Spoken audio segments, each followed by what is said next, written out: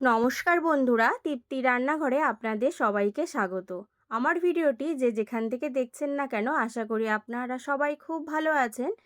আমি আজকে ভিন্ন স্বাদে ডিমের কোরমা রেসিপি নিয়ে কিন্তু হাজির হয়ে গেছি। আপনারা তো অনেকেই ডিমের কোরমা রেসিপি খেয়েছেন। আজকে আমি যেভাবে রেসিপিটি তৈরি করব, আপনারা বাড়িতে তৈরি করে খেয়ে দেখুন, আশা করি ভালো লাগবে। ভিডিওটি স্কিপ না করে পুরো ভিডিওটি দেখার অনুরোধ রইল। আমার চ্যানেলটি যারা এখনও সাবস্ক্রাইব করেননি তাদের কাছে অনুরোধ রইল চ্যানেলটি সাবস্ক্রাইব করার জন্য। ভিডিওটা যদি ভালো লেগে থাকে অবশ্যই একটি লাইক শেয়ার করতে কিন্তু ভুলবেন না। চলুন তাহলে এবার রেসিপিটি ঝটপট তৈরি করে নেওয়া যাক। গ্যাস অন করে কড়াই বসিয়ে দিয়েছি পরিমাণ মতন জল। এবার এক এক করে ডিমগুলোকে দিয়ে দেব। ডিমগুলোকে সাবধানে দিতে হবে যাতে ডিমগুলো ফেটে না যায়। দেওয়ার আগে কিন্তু অবশ্যই ভালো করে ধুয়ে দিতে হবে। ডিমগুলো আমার দেওয়া হয়ে গেছে। এবার এর ভিতর দিয়ে দেবো ছোটো চামচের 1 চামচ লবণ দিয়ে ভালো করে মিশিয়ে নেব। আর ডিমগুলোকে কিন্তু আমি হাই ফ্লেমেই সিদ্ধ করে নেব। লবণ দেওয়ার কারণে ডিমের খোসাটা খুব তাড়াতাড়ি উঠে আসে, ডিমগুলো ভেঙে যায় না। ডিমটা আমার সিদ্ধ হয়ে গেছে, গ্যাসের ফ্লেমটা অফ করে দিলাম। এবার ডিমগুলোকে কিন্তু একটা পাত্রে তুলে নেব। পাত্রে তুলে নিয়ে তারপরে ডিমগুলোকে ঠান্ডা করার জন্য কিন্তু প্রথমে আমি জল দিয়ে দেবো। গরম অবস্থায় কিন্তু ডিমগুলোর খোসা ছাড়াবো না।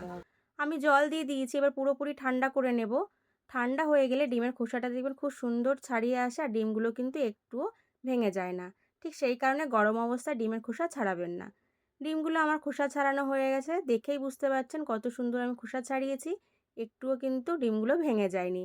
এবার একটা ছুরির সাহায্যে ডিমগুলোকে এইভাবে আমি একটু একটু করে কেটে নেব। কারণ যখন এই ডিমগুলোকে তেলে ভাজা হবে তখন কিন্তু ডিমগুলো ফেটে গায়ে ছিটকে আসবে না। এবার ডিমের ভেতরে দিয়ে দেবো সামান্য পরিমাণে লবণ। লবণ দিয়ে ডিমগুলোকে আমি ভালো করে মেখে নেব। এখানে কিন্তু কোনো রকম হলুদ ব্যবহার করা যাবে না, ডিমের কোরমায় হলুদ ব্যবহার হয় না। এবার গ্যাস অন করে কড়াইটা পরিষ্কার করে বসিয়ে দিয়েছি। দিয়ে দেব সাদা তেল। এই রান্নাটা কিন্তু সাদা তেলেই করতে হবে। তেলটাকে কিন্তু প্রথমে হাই ফ্লেমে কিন্তু ভালো করে কিন্তু গরম করে নিতে হবে।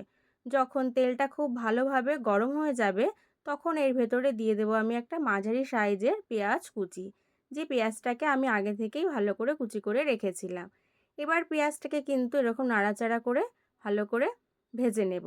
পেঁয়াজটা কিন্তু আমি খুব বেশি গাঢ় করে ভাজা যাবে না, বেশ একটা হালকা সোনালি কালার করে কিন্তু ভাজতে হবে।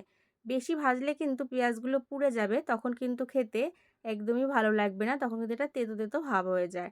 আর অবশ্যই কিন্তু নাড়াচাড়া করে কিন্তু পেঁয়াজগুলোকে ভেজে নিতে হবে। পেঁয়াজগুলো আমার ভাজা হয়ে গেছে, গ্যাসের ফ্লেমটাকে কমিয়ে দিলাম, মানে একদম লো ফ্লেমে করে দিতে হবে। দিয়ে পেঁয়াজগুলোকে একটা পাত্রে তুলে নেব। পেঁয়াজগুলো আমি যেভাবে ভেজেছি আপনারাও কিন্তু ঠিক এইভাবেই ভেজে নেবেন, এর থেকে কিন্তু বেশি ভাজতে যাবেন না, তাহলে কিন্তু পেঁয়াজগুলো একদম পুরো কালচে কালচে রং হয়ে যাবে। এবার ওই তেলেই দিয়ে দেব যে নুন মাখিয়ে রেখেছিলাম ডিমগুলো আগে থেকে, সেই ডিমগুলোকে দিয়ে হাই ফ্লেমে কিন্তু ডিমগুলোকে আমি নাড়াচাড়া করে কিন্তু ভেজে নেব। খুব কিন্তু বেশি ভাজার প্রয়োজন নেই, বেশ একটা হালকা কালার চলে আসলেই হবে ডিমগুলোর। দেখুন হালকা বেশ একটা কালার চলে এসছে। এবার গ্যাসের ফ্লেমটাকে কমিয়ে দিয়ে ডিমগুলোকে ভালো করে তেল ছেঁকে কিন্তু একটা পাত্রে তুলে নিতে হবে। ডিমগুলো আমার তোলা হয়ে গেছে, ওই তেলেই দিয়ে দেবো 1 চামচ ঘি। ডিমের কোরমায় ঘি না দিলে কিন্তু ডিমের কোরমা খেতে একদমই ভালো লাগে না। এবার ঘিটাকে ভালো করে তেলের সঙ্গে একটু গলিয়ে নেব। যখন গলে যাবে তখন এর ভিতরে দিয়ে দেব দারচিনি, লবঙ্গ, এলাচ, জয়ত্রী আর তেজপাতা। অবশ্যই কিন্তু এলাচগুলোর একটু মুখটা ফাটিয়ে নেবেন, না হলে কিন্তু এলাচগুলো ছিটকে গায়ে চলে আসতে পারে। এবারে ফোড়নটা ভালো করে ভেজে নেব। যখন ফোড়নটা থেকে একটা মিষ্টি গন্ধ বেরোবে তখন এর ভেতরে দিয়ে দেব পেঁয়াজ বাটা।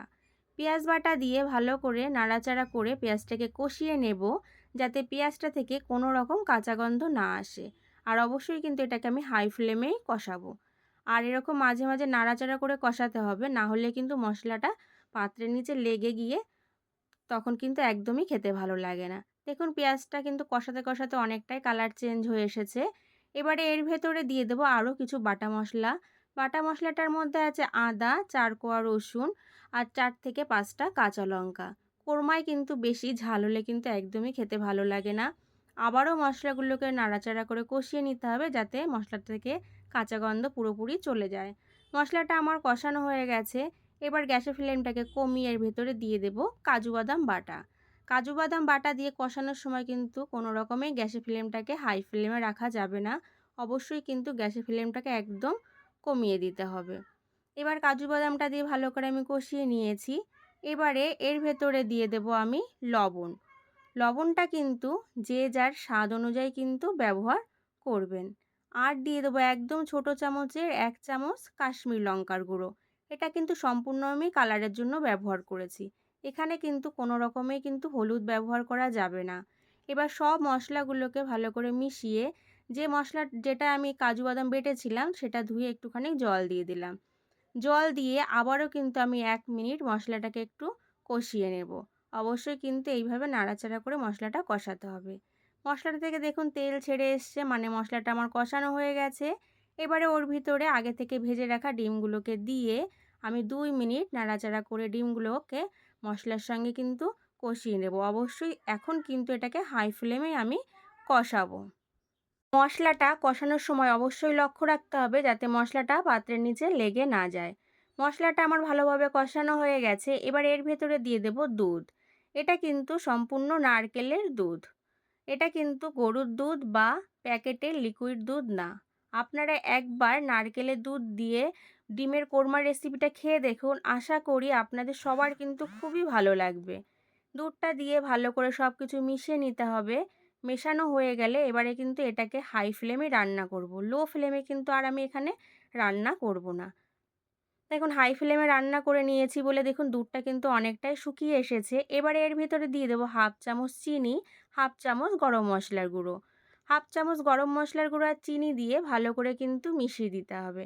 মেশানো হয়ে গেলে কিন্তু গ্যাসের ফ্লেমটা বন্ধ করে দিতে হবে। কারণ এটা ঠান্ডা হলে কিন্তু আরও অনেকটাই গাঢ় হয়ে যাবে। ঠিক সেই কারণে বেশি সময় কিন্তু আর এখানে রান্না করা যাবে না। 1 থেকে 2 মিনিটের মতন রান্না করে নিতে হবে। সব কিছু আমার ভালো করে মেশানো হয়ে গেছে। এবার আমি গ্যাসের ফ্লেমটা কিন্তু বন্ধ করে দিলাম। এবার যে পেঁয়াজের বেরেস্তাটা আমি আগে থেকে করে রেখেছিলাম, সেই পেঁয়াজের বেরেস্তাটা কিন্তু ওপর থেকে একটু ছড়িয়ে দেব। আমার কিন্তু ভিন্ন স্বাদের ডিমের কোরমা রেসিপিটা কিন্তু পুরোপুরি তৈরি হয়ে গেছে।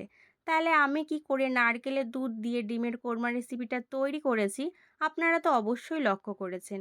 আপনারাও এইভাবে বাড়িতে তৈরি করে গরম গরম ভাতের সাথে বা ফ্রাইড রাইসের সাথে পরিবেশন করে দেখুন, খুবই ভালো লাগবে।